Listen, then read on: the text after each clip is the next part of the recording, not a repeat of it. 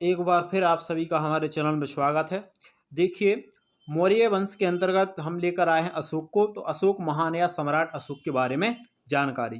इनका शासनकाल 273 से 232 ईसा पूर्व तक चला है और इनने शासन किया है 232 ईसा पूर्व तक। ठीक है, इसके बाद देखिए इनका राज्याभिषेक हो गया था 269 ईसा पूर्व में। अब इसके बाद देखिए अशोक के बारे में, सबसे पहले अशोक के बारे में हम जानकारी प्राप्त करते हैं युवराज के रूप में। तो युवराज के रूप में अशोक की उपलब्धियां क्या क्या थी। तो युवराज, जिस समय अशोक युवराज था उस समय इनकी उपलब्धियां ये थी कि इनने कश्मीर और नेपाल पर विजय प्राप्त कर ली थी, तक्षशिला विद्रोह का अंत कर दिया था। तो आप लोगों को पता होगा, पिछली वीडियो में बता भी दिया है कि तक्षशिला विद्रोह बिंदुसार के शासनकाल में हुआ था, लेकिन इसको दबाने के लिए सुशर्मा और इसको अशोक को भेजा था बिंदुसार ने। ठीक है, श्रीनगर शहर की स्थापना युवराज बनते समय इनको उपलब्धि प्राप्त हुई। नेपाल में ललित पाटन शहर की स्थापना, तो नेपाल में एक ललित पाटन शहर नाम की स्थापना किसने की? अशोक ने की। और एक चीज और है इनको उपलब्धि उस समय युवराज के रूप में, कि जब ये उज्जैन के गवर्नर थे, मतलब राज्यपाल थे, कौन? सम्राट अशोक। ठीक है, तो उस दौरान इनने क्या किया था? विदिशा, मतलब लौटते समय विदिशा पड़ा था बीच में, तो उनने वहां पर एक कह सकते हैं रुके थे एक जगह। तो वहां पर उन्होंने क्या कर ली थी? शादी कर ली थी। लोक महादेवी से शादी कर ली थी, या श्रीदेवी कहा जा सकता है। वहां पर इन्हें उनसे शादी कर ली थी, विवाह कर लिया था। ठीक है, और दूसरी चीज क्या थी कि सम्राट अशोक ने महेंद्र और संघमित्रा, ठीक है, जो महेंद्र और संघमित्रा हैं वो इन्हीं के पुत्र थे, और इन्हीं पत्नी के पुत्र थे जो विदिशा में थी, महादेवी, या जिन्हें हम कहते हैं श्रीदेवी। ठीक है, ये इनका दूसरा नाम है। इनके ही ये क्या थे? पुत्र थे। इसके बाद आगे देखिए शासन के रूप में उपलब्धि। तो शासन के रूप में इनको क्या क्या उपलब्धि हुई, इनके बारे में हम बात करते हैं। ठीक है, सम्राट अशोक के। तो सबसे पहले तो ये है कि कलिंग युद्ध जो 261 ईसा पूर्व में हुआ था। ठीक है, तो ये इनने कलिंग युद्ध जीता था। राज्याभिषेक के 8वें वर्ष, ठीक है, इसके बाद अशोक ने सर्वप्रथम लुम्बिनी की यात्रा की और लुम्बिनी को उसने कर मुक्त ग्राम बना दिया। तो इनकी शासन उपलब्धि में सबसे पहले तो ये था कि इन्होंने जब लुम्बिनी की यात्रा की तो उस समय वहां पर कर लगता था, तो इन्होंने लुम्बिनी को कर मुक्त बना दिया था सम्राट अशोक ने। ठीक है, अब इसके बाद हम बात करते हैं अगला, अशोक के अभिलेख। अशोक के जो अभिलेख हैं, सबसे पहले तो अभिलेख के बारे में जानकारी बता दें आप लोगों को। चुनार के बलुआ पत्थर से बने हुए हैं। जो चुनार है, चुनार के बलुआ पत्थर से इनके अभिलेख बने हुए हैं। और इनमें भाषा कौन सी लिखी हुई है? भाषा लिखी है प्राकृतिक। ठीक है, प्राकृत इनकी भाषा है। और लिपि कौन सी है इनके अभिलेख की? तो लिपि है ब्राह्मणी, खरोष्टी, ठीक है, अरेमक और यूनानी। 4 लिपि में लिखा है, ब्राह्मणी, खरोष्टी, अरेमक और यूनानी। ठीक है, और इन चारों लिपि में ही क्या किए गए हैं? इनने अपने उनका वर्णन किया है। ठीक, इसके बाद देखिए अशोक के अभिलेखों को और लिपि को पढ़ने वाला पहला व्यक्ति कौन था? ठीक है, तो पहला व्यक्ति याद रखना, उनका नाम था जेम्स प्रिसेप। ठीक है, जेम्स, यहाँ पर थोड़ा सा मिस्टेक हो गया है, यहाँ पर है जेम्स प्रिसेप, जो है जेम्स। ठीक है, जेम्स प्रिसेप 1837 में इनने पढ़ लिए थे। ठीक है, और अशोक का नाम अशोक कहाँ मिलता है? तो अशोक का नाम अशोक मिलता है मस्की अभिलेख में। और मस्की अभिलेख कहाँ पर है? तो याद रखना, मस्की अभिलेख है कर्नाटक में। इसी में इसका नाम अशोक का नाम अशोक मिलता है। ठीक है, इसके बाद देखिए स्थानांतरित अभिलेख। तो स्थानांतरित का अभिलेख का मतलब ये है कि कौन कौन से अभिलेख जो है स्थानांतरित कर दिए गए हैं। जैसे प्रयाग और प्रसप्ति अभिलेख, तो ये अकबर के द्वारा कौशाम्बी से इलाहाबाद ले आए थे। ठीक है, कौशाम्बी में थे, इन्हें इलाहाबाद में ले गए थे। कौन ले गया था? अकबर ले गया था। कौशाम्बी से इलाहाबाद, प्रयाग और प्रसप्ति अभिलेख। ठीक है, एक है टोपरा और मेरठ। ये जो 2 अभिलेख हैं, ये फिरोज शाह तुगलक ले गया था टोपरा से दिल्ली। कहाँ ले गया? टोपरा से ये दिल्ली ले गया। तो याद रखना, स्थानांतरित अभिलेख हैं कितने? ये हैं आपके 4, जो है प्रयाग प्रसप्ति अभिलेख, ठीक है, अकबर के द्वारा कौशाम्बी से इलाहाबाद ले गया। टोपरा और मेरठ अभिलेख फिरोज शाह तुगलक ले गया टोपरा से दिल्ली। ठीक, इसके बाद देखिए प्रमुख अभिलेख। प्रमुख अभिलेख की हम बात करते हैं, आप लोगों को बता दें कि अशोक के प्रमुख अभिलेख कौन कौन से हैं। तो सबसे पहले धौली अभिलेख, जो आपका कहाँ पर है? उड़ीसा में है। ठीक है। धौली अभिलेख कहाँ पर है? उड़ीसा में है।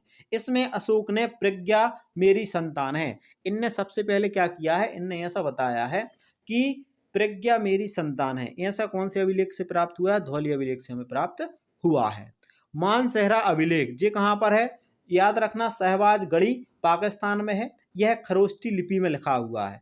तो मानसेहरा जो अभिलेख है ये खरोष्टी लिपि में लिखा हुआ है, शहबाजगढ़ पाकिस्तान में वर्तमान में स्थित है। ठीक है। अगला देखिए भाव। भाव अभिलेख है जो आपका राजस्थान में है। ठीक है। इसमें त्रिरत्न का उल्लेख है। तो त्रिरत्न का उल्लेख किस वाले में है? राजस्थान वाले में है। ठीक। इसके बाद देखिए रानी का अभिलेख। रानी का अभिलेख कहाँ पर है? इलाहाबाद में है। और इसमें अशोक की पत्नी जो करुबाकी तथा तीवर का उल्लेख मिलता है। तो जो अशोक की पत्नी है, दो पत्नी थी, ठीक है, और एक आपकी श्रीदेवी, तीन हो गई। तो इनमें दो पत्नी का उल्लेख मिलता है, एक है करुबाकी और तीवर। ठीक है। इनकी इन पत्नियों का उल्लेख मिलता है, जो आपका हो जाएगा रानी का अभिलेख। ठीक। इसके बाद देखिए सारनाथ का अभिलेख। सारनाथ अभिलेख है जो वाराणसी उत्तर प्रदेश में स्थित है। कहाँ पर है? वाराणसी उत्तर प्रदेश में। भारतीय प्रतीक चिन्ह इसी अभिलेख से लिया गया। किससे लिया गया है? सारनाथ अभिलेख से लिया गया भारतीय चिन्ह। ठीक। फिर है रुम्मन देवी अभिलेख। रुम्मन देवी अभिलेख वर्तमान में कहाँ पर है? नेपाल में है। और इसमें जानकारी मिलती है कि अशोक ने बुद्ध के जन्मभूमि के दौरा किया था। ठीक है। तो इसमें ऐसी जानकारी मिलती है जो आपका रुम्मना देवी अभिलेख है कि अशोक ने क्या किया था? महात्मा बुद्ध की जन्मभूमि का कह सकते हैं दौरा किया था। अगला देखिए रामपुरवा स्तंभ लेख। ठीक है। तो इनके स्तंभ भी हैं। तो स्तंभ लेख की बात करते हैं, चंपारण बिहार में रामपुरवा। लोरिया अरेराज चंपारण बिहार में है। ठीक है। और लोरिया नंदगढ़ चंपारण बिहार में है। तो ये इनके क्या हैं? स्तंभ लेख हैं। आप लोगों को बता दें कि अशोक की अगर हम बात करते हैं, अभिलेखों को तीन भागों में बांटा गया था। कौन कौन सा? एक शिलालेख, एक स्तंभ लेख और एक गुहालेख। देखो शिलालेख का मतलब शिलाएं, स्तंभ लेख का मतलब कि स्तंभ एक रखा हुआ है, गुहालेख मतलब गुफाओं के अंदर इनने निर्माण किया था। तो इस प्रकार से ये आपके तीन है स्तंभ लेख, बाकी वो आपके जो थे वो अभिलेख थे। ठीक है। तो अभिलेख कितने हैं? तो आप लोगों को बता दें कि जो है अभिलेख, स्तंभ लेख और गुहालेख, ऐसी करके तीन भागों में बांटा है। और स्तंभ लेखों की संख्या याद रखना कितनी है? 7 है। स्तंभ लेखों की संख्या कितनी हो जाएगी? 7 हो जाएगी। और शिलालेख कितने हैं? 14 शिलालेख हैं। चलिए आगे बढ़िए आप। अब इसके बाद देखिए अशोक के निर्माण कार्य। तो अशोक के निर्माण कार्य में क्या क्या आता है वो आपको बता दें कि अशोक ने क्या क्या निर्माण करवाया है। तो सबसे पहले इनने सांची के स्तूप बनवाए। सांची के स्तूप कहाँ पर है? वर्तमान में मध्य प्रदेश में है, रायसेन जिले में है। और 3 स्तूप हैं। ठीक है। यहाँ स्थित महास्तूप भारत का सबसे बड़ा कह सकते हैं बुद्ध स्तूप है। भारत का सबसे बड़ा बुद्ध स्तूप है तो आपका सांची का स्तूप है। इसमें क्या है? जिसमें महात्मा बुद्ध के प्रिय शिष्यों जो आपके सारिपुत्र हैं और महामूद हैं, इनकी जो है अस्थियां संरक्षित की गई हैं। कौन से में? सांची के स्तूप में। अब इसके बाद बात करते हैं दूसरा, इनने सुदर्शन झील का पुनर्निर्माण करवाया था। तो सम्राट अशोक ने क्या किया था कि जो सुदर्शन झील है उसका अपने जो अधिकारी थे सुशांत, ठीक है, सुशांत जो अभी अधिकारी थे उनका नाम था, तो उनके द्वारा इनने क्या किया था? सुदर्शन झील का कह सकते हैं पुनर्निर्माण करवाया था। ठीक है। अब इसके बाद देखिए तीसरी चीज इनने क्या किया था? अशोक ने 3 गुफाओं का निर्माण करवाया है। अशोक ने 3 गुफाओं का निर्माण भी करवाया था। ठीक है। 3 गुफाएं कौन कौन सी आपको हम बता दें। 3 गुफाएं, एक आपकी है सुदामा गुफा, दूसरी है कर्ण चौपर की गुफा और तीसरी आपकी विश्व झोपड़ी की गुफा। तो इत्यादि इन 3 गुफाओं का निर्माण करवाने वाले कौन थे? अशोक थे। तो ये इनका निर्माण कार्य था। ठीक है। इसके बाद देखिए अशोक के काल में प्रांतों की संख्या। तो याद रखना अशोक के काल में प्रांतों की संख्या जे है। कौन कौन सा? जे आपके हैं 5। देखो उत्तर पथ की राजधानी क्या थी? तक्षशिला। अवंती राजधानी उज्जैन। कलिंग तोसली। दक्षिण पथ की राजधानी सुवर्णागिरी और प्रसा की राजधानी पाटलिपुत्र। तो ये क्या थे कि ये आपको बता दें कि ये 5 प्रांतों की संख्या थी उस समय। ठीक है। तो उत्तर पथ की राजधानी तक्षशिला, अवंती राष्ट्र की उज्जैनी, तोसली कलिंग की राजधानी, दक्षिण पथ की सुवर्णागिरी और प्रहस्त की पाटलिपुत्र। ठीक है। तो ये इत्यादि क्या थे? इनके 5 प्रांत थे। अब इसके बाद आपको बता दें अंतिम मौर्य सम्राट कौन हुआ था। तो अंतिम मौर्य सम्राट हुआ था बृहदत्त। ठीक है। अंतिम मौर्य सम्राट कौन था? बृहदत्त था।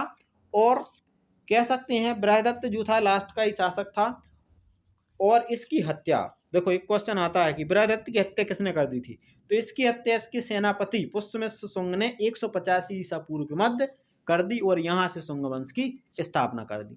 तो इसकी 185 ईसा पूर्व की अगर बात करते हैं तो वहाँ पर इसकी मृत्यु कर दी थी इसके सेनापति ने, जो पुष्यमित्र शुंग था। ठीक है, और इसके बाद देखिए सम्राट अशोक के बारे में कुछ और ऐसे इंपॉर्टेंट क्वेश्चन हैं जो आपके बार बार पूछे जाते हैं कि अशोक का सबसे बड़ा अभिलेख कौन सा है, तो याद रखें, आपको बता दें कि 7वां जो अभिलेख है अशोक का सबसे बड़ा अभिलेख है। कौशाम्बी अभिलेख को रानी का अभिलेख कहा जाता है। ठीक है, कौशाम्बी अभिलेख को क्या बोलते हैं, रानी का अभिलेख कहते हैं। चलिए,